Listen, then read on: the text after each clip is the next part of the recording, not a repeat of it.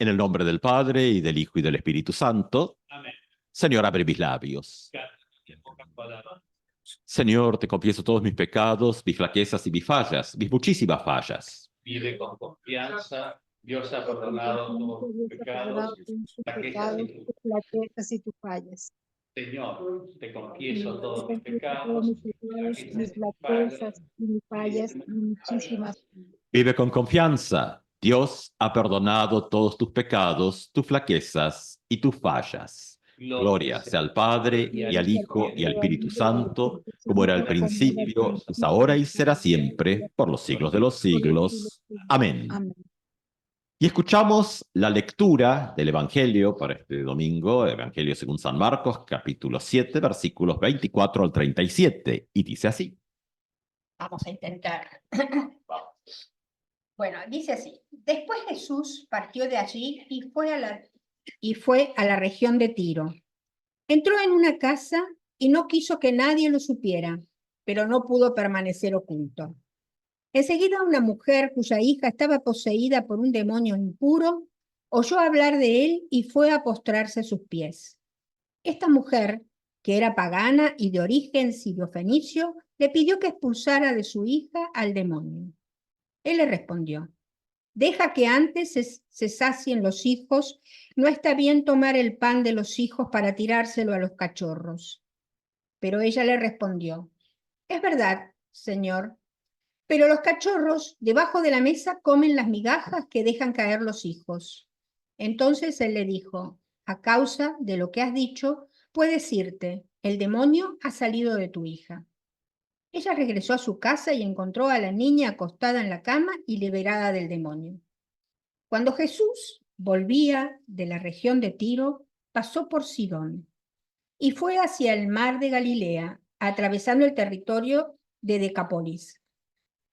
Entonces le presentaron a un sordomudo y le pidieron que le impusiera las manos, y Jesús lo separó de la multitud y llevándolo aparte, le puso los dedos en las orejas y con su saliva le tocó la lengua. Después, levantando los ojos al cielo, suspiró y le dijo: Éfata, ¿qué significa ábrete? Y enseguida se abrieron sus oídos, se le soltó la lengua y comenzó a hablar normalmente. Jesús les mandó insistentemente que no dijeran nada a nadie, pero cuanto más insistía, ellos más lo proclamaban. Y en el colmo de la admiración decían: todo lo ha hecho bien, hace oír a los sordos y hablar a los mudos. Es palabra inspirada por Dios. Te alabamos, Señor. Gracias. Paz a ustedes, de Dios nuestro Padre, de su Hijo Jesucristo. Amén. Bueno, estamos en uno de los textos que, bueno, como cuestión así personal, digamos, es uno de mis textos favoritos dentro del Nuevo Testamento. La mayoría de los textos lo son, pero este particularmente que encontramos en Marcos, que es lo que estamos leyendo, y en Mateo, dos versiones distintas de una situación. Esto también es como para comentario, tenerlo en cuenta, porque vamos a tratar de quedarnos en Marcos, que es nuestro texto del año, y que de alguna manera tiene una visión particular del texto, cosa que Mateo nos lleva a otros lugares con tal vez la misma situación de fondo, pero redactado de otra manera y con otras miradas. En la semana, leyendo el texto y todo, recordando en gran manera a quien fue una profesora, yo creo que no lo suficientemente apreciada en su época, la primera doctora en teología latinoamericana, que fue la doctora Beatriz Melano Couch, que uno de sus obras, un librito, librito, como uno quiere llamarlo, clave, es justamente, y el término técnico para la interpretación es hermenéutica, ¿no? Y su libro es hermenéutica metódica. O sea, y haber cursado con la doctora Couch marcó alguna generación dentro de la Facultad de Teología con esta cuestión de que justamente toda interpretación debe ser metódica, ordenada, sistemática y consistente y coherente. Bueno, no todo el mundo ha cursado con la doctora Couch, esos son privilegios solo que quedaron. Y en esto, tengamos en cuenta que Beatriz Melano Couch, su tesis de licenciatura en la Universidad de Buenos Aires, tuvo como tutor de tesis a Jorge Luis Borges y como tutor en su doctorado, su tutor fue Paul Ricoeur. Así que dos de los grandes, así de... Entonces, bueno, te trae a cosas siempre interesantes en esto de cómo el texto como tal vuelve a ser palabra viva. Es decir, cómo se pasa de una cosa a la otra. Claro, especialmente en las tradiciones vinculadas a lo que llamamos el protestantismo, ¿no? No es el mejor término, pero es el que usamos. La Biblia, por supuesto, bueno, claro, la Reforma, la imprenta, la Biblia ocupó y ocupa un lugar preponderante, pero bueno, tiene el riesgo de quedar en palabra muerta, en texto únicamente, y no dar ese otro paso. Por eso, un texto posterior de Paul Ricoeur es la metáfora viva, justamente, donde el relato, y ahí es donde los seres humanos aparecemos como relato, relato viviente. Entonces, la imaginación es justamente un punto que permite salir de ese espacio de lo muerto a la vida nuevamente, ¿no?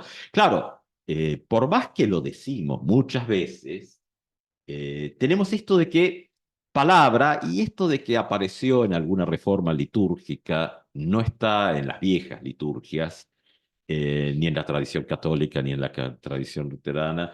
Es decir, bueno, palabra de Dios, ¿no? Se dice. Bueno, el problema es cuando confundimos el texto con la palabra de Dios. Ese es un problema. Cuando no hay esta otra cuestión de que sí es, pero el uso del genitivo, el de, es que le pertenece a Dios. No es un acusativo lo que Dios dice que, sino es lo que le pertenece y comparte. Entonces, es otra mirada. ¿Qué pasó muchas veces, especialmente nos ha pasado en la tradición protestante, que cómo reacciona a veces a cierta crítica, a veces no tan justa, hacia las tradiciones más del catolicismo romano, en esto de las imágenes y la crítica a la mal llamada adoración de las imágenes? Bueno, los Cristos en los altares y todo esto. Entonces, ¿qué hizo el protestantismo?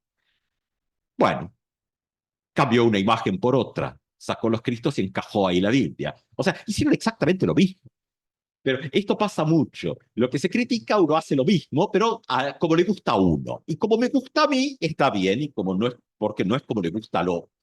Y ahí es donde entramos. Ustedes van a decir, ¿qué tiene que ver esto con la siriofenicia? Bueno, mucho, porque nos estamos encontrando con un texto donde hay una cantidad de elementos. Y uno, bueno, trata de acercarse nuevamente al texto, y la ventaja a veces de las lecturas más de tipo estructural es que como que nunca terminan.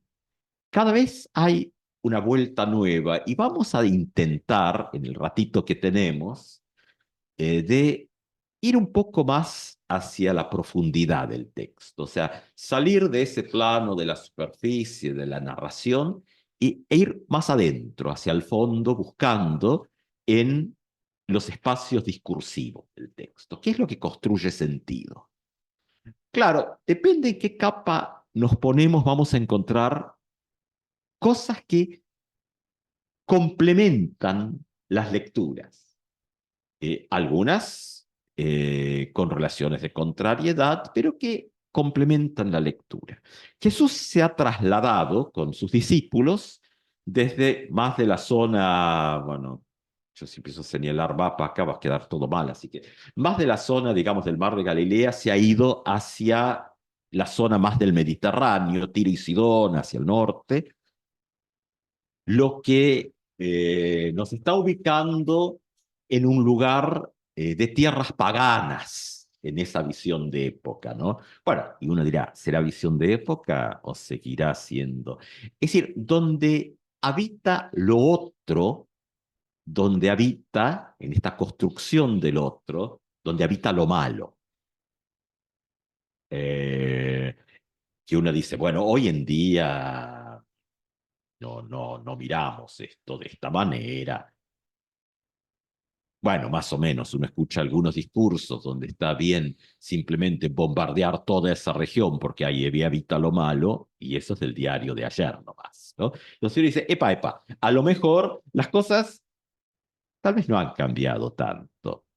Y Jesús se ubica ahí. Entonces ahora, claro, la pregunta que se está generando es, bueno, ¿dónde está de alguna manera actuando la presencia del reino de Dios? ¿En las tierras santas o puede ocurrir algo más allá de esas fronteras? Que entonces son las fronteras de la tierra, pero son también nuestras fronteras imaginarias.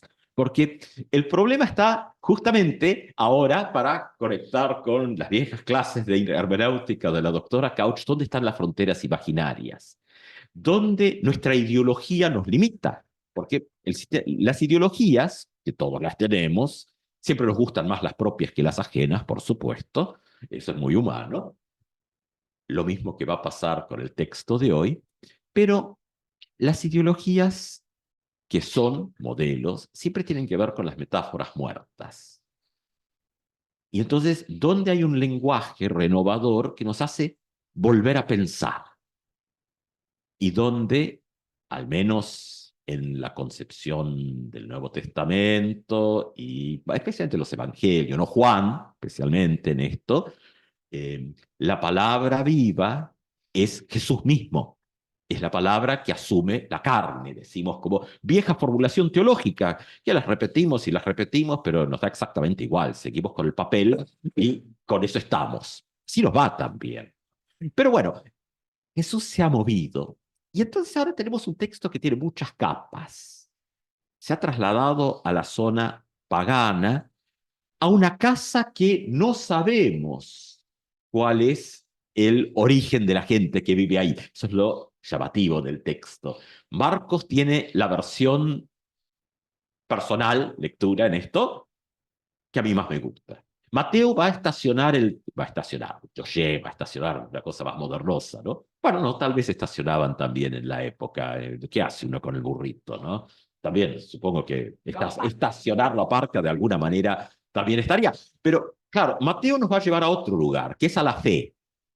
Pero Marcos no, nos lleva a otro territorio. Claro, a quienes les gustan las lecturas estructurales que van más allá del pequeño párrafo, van a decir, bueno, claro, está en conexión con la otra curación en tierras propias, entre comillas, que es la curación de la hija de Jairo. Es decir, justo ese texto que está cortado, que entre medio tiene la curación de la mujer con el flujo de sangre. Si uno mira la estructura, puede hacerse preguntas con este texto de hoy. Es decir, Jairo, que va a pedirle, un alto dirigente de la sinagoga, le va a pedir a Jesús porque su hijita está muy grave y le vienen a decir que no moleste más al maestro porque la niña ha muerto, y Jesús dice, no ha muerto, duerme, bueno, todo esto. Después vamos a reconectar porque ese relato va un poco más allá que este. O sea, donde también los dos territorios son importantes. Vamos a ver por qué. En una zona, y ahora nos quedamos en Marcos, hagamos el esfuerzo de no irnos en la memoria al texto según Mateo, que es otra cosa. La mujer cananea de Mateo sí, probablemente es la misma historia, pero estaciona en el tema de la fe. Acá no, estaciona en otro lado. Ahora vamos a ver a dónde nos lleva. El texto, según Marcos que hemos compartido, nos coloca otro tipo de data. Nos ubica al personaje de la mujer de otra manera. Dice, es griega de origen sirio-fenicio. Bueno, ahí ya nos está diciendo que es alguien, para ponerlo entre comillas, en ese espacio social bien posicionada. O sea, Es griega, es libre, o sea, es alguien que socialmente está bien ubicada. Por eso ese paralelo con Jairo en el otro texto, uno de los principales de la sinagoga, alguien bien posicionado. Después uno puede hacer otras lecturas de esto, sí, sí, claro, pero en medio de esto nos encontramos con la mujer que viene y se presenta porque ha escuchado hablar de Jesús. Y uno dice, ¿cómo se articula esto? De alguna manera nos encontramos con una situación trasladada a este otro territorio. Claro, y encontramos ante el pedido de su hijita, que está enferma, que el texto es interesante porque dice que está la introducción de Marcos, dice, un espíritu impuro, luego se habla del demonio, y luego, es decir, esto es lo que continúa. Pero la respuesta de Jesús, sumamente agria, diríamos, el tema de los hijos y los cachorritos. Bueno, ahí es donde uno dice, ¿qué tiene que ver esto? Bueno, entonces, distintas interpretaciones de distintas épocas. Hay la interpretación muy piadosa y dice, no, lo que pasa es que Jesús la quería poner a prueba. Esa interpretación no tiene ningún sentido, ¿no? Si uno mira la verdad, porque ella ni siquiera es parte de Israel, o sea, ¿qué tiene que ver? Es más, la lectura de Mateo muestra al final el asombro ante la fe. Entonces, claro, Mateo nos ha llevado al tema del asombro y la fe, pero aquí no. ¿Qué pasa con esto de esta frase donde uno dice, bueno, en Marcos posiblemente como está dentro de entre medio de las dos multiplicaciones de los panes, posiblemente está operando en la estructura de Marcos como un cambio de paradigma, cambio de modelo. Cambio de modelo en Jesús o en Marcos no tanto. En Mateo podría estar más presente eso con el tema de la fe y la gracia sobreabundante, ¿no? Pero acá no aparecen esos elementos tan marcados, nos lleva a otro lado. Es más, la curación ocurre por la palabra dicha por la mujer. Marcos nos lleva a ese lugar. O sea, el anclaje, el lugar donde estaciona Marcos es que lo que ha dicho la mujer ha producido el cambio en la situación de la muchacha. Si uno mira los detalles del texto, hay toda una cuestión muy interesante que es lo mismo que ocurre con el relato de la curación de la hija de Jairo. Del posesivo, mi hijita, Jesús entrega a la muchacha. Y aquí también encuentra a la muchachita, no, dice, no encuentra a su hijita, encuentra a la muchachita. Si uno traduce literalmente, dice como tirada en la cama pero libre del demonio. O sea, no se ha completado algo aquí.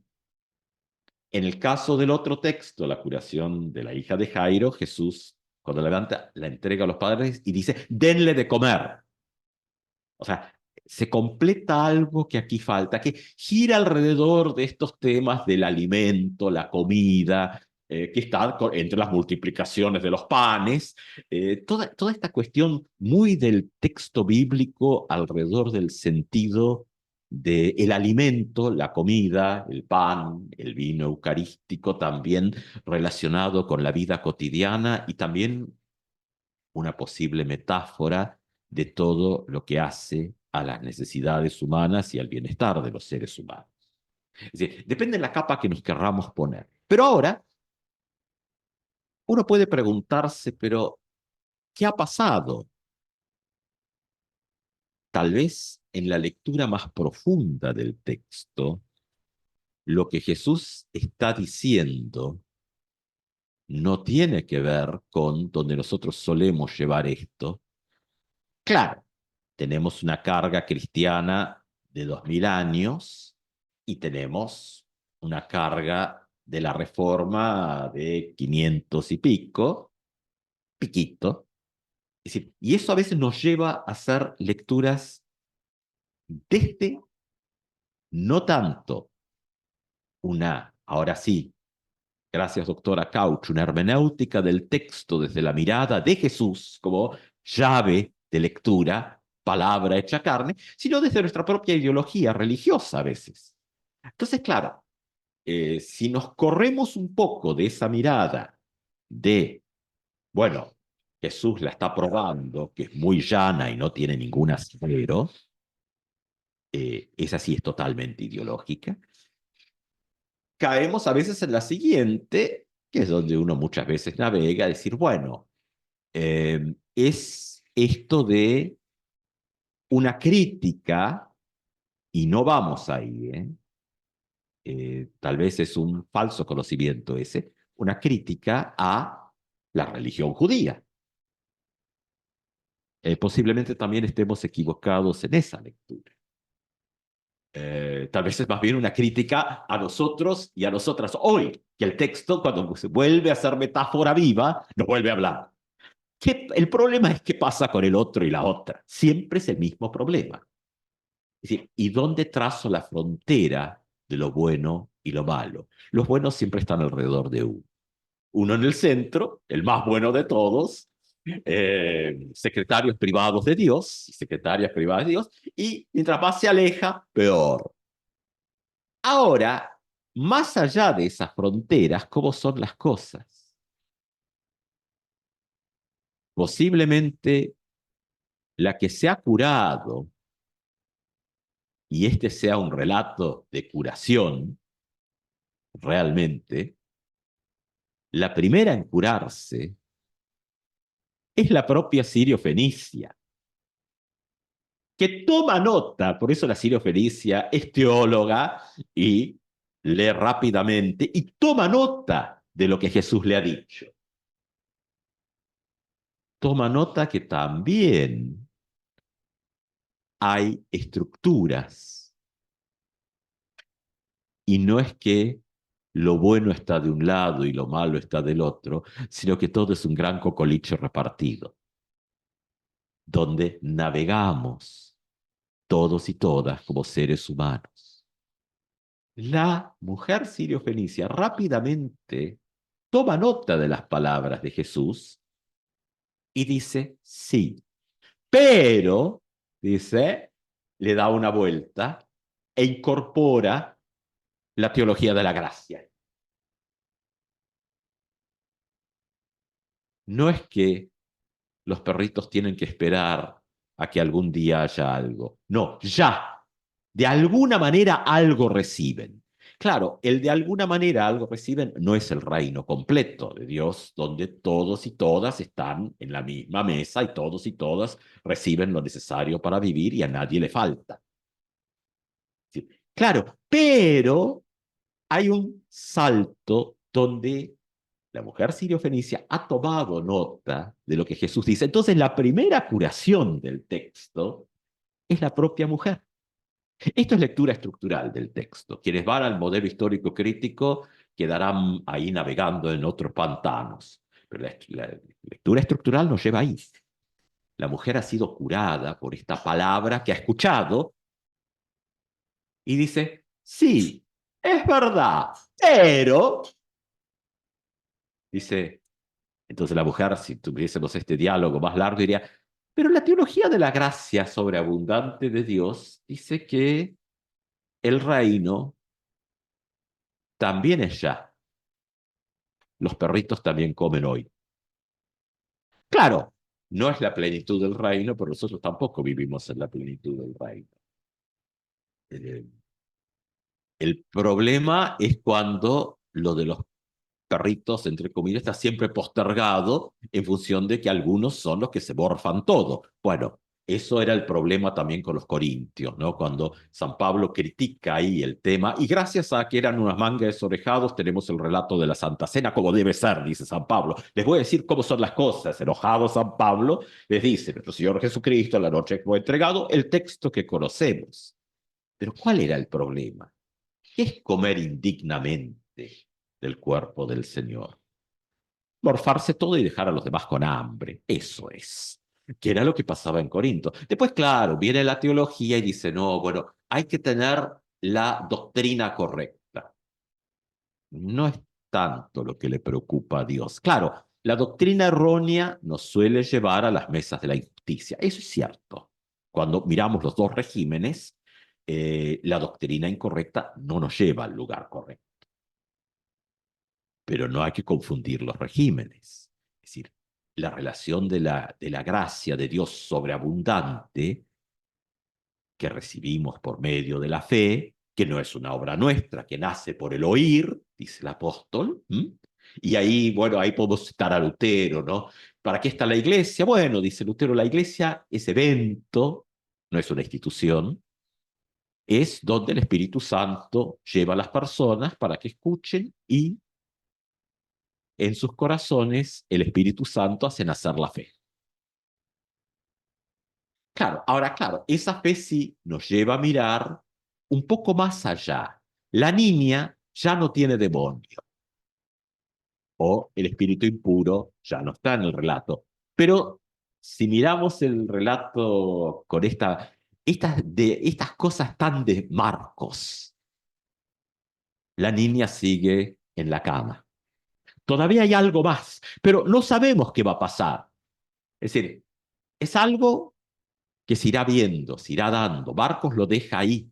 O sea, hay algo incompleto y Jesús vuelve a la tierra, a las tierras propias, conocidas, en el norte, no en el sur, en el norte, donde aparece el otro relato, el del sordomudo. Donde también hay una multitud, está el sordomudo, donde la multitud ni siquiera le piden que lo cure, le dice que le imponga las manos.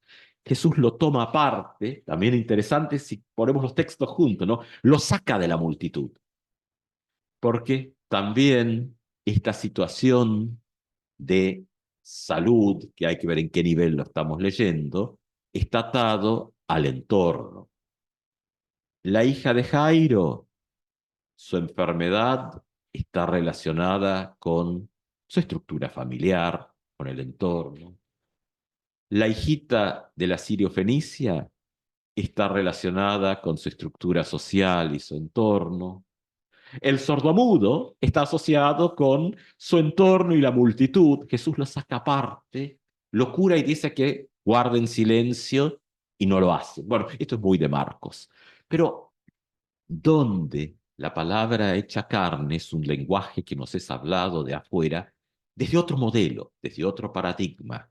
El paradigma de la gracia absoluta que nos es dado como regalo por medio de la fe, se traslada a lo cotidiano con este tema de estructuración saludable, donde, sí, volvemos a la Sirio-Fenicia, que es la que nos dice, es la que pícaramente levanta en el aire la cosa y dice, sí, pero ya está. O sea, ¿qué está diciendo la Sirio-Fenicia? El reino de Dios no es una cosa del futuro de algún lugar. El reino de Dios ya está presente aquí ahora, está diciendo la Sirio-Fenicia. Eso es su sanación. No se queda con la frase de lo que será, sino que lo trae al presente. Y entonces el texto, como texto, se vuelve palabra viva, metáfora viva, diría la doctora Couch-Ricker y tantos otros. Metáfora que transforma nuestras vidas. La fe se conecta con justamente un mundo de justicia donde no le falte nada y donde especialmente aquellos más vulnerables tienen lugar en la mesa donde todos y todas comen y no le falta nada a nadie. No hay ninguna posibilidad de un mundo integral, saludable, donde muchos y muchas quedan afuera y son el ajuste de algunos. El reino de Dios tiene que ver con eso. Y la Sirio-Fenicia es la que lo pesca en el aire y dice, sí, pero eso ya está. Y entonces Jesús le dice, por lo que has dicho, tu hija está curada. O sea, no aparece en el texto el tema más piadoso mateano, oh mujer, grande es tu fe y todo, por lo entonces es por esto. No, la palabra, pero palabra que viene cruzando por todo el relato y que después va al sordomudo que de pronto deja de estar sordo, deja de estar mudo, comienza a hablar en su conexión con la palabra eterna hecha carne, Jesucristo. Amén.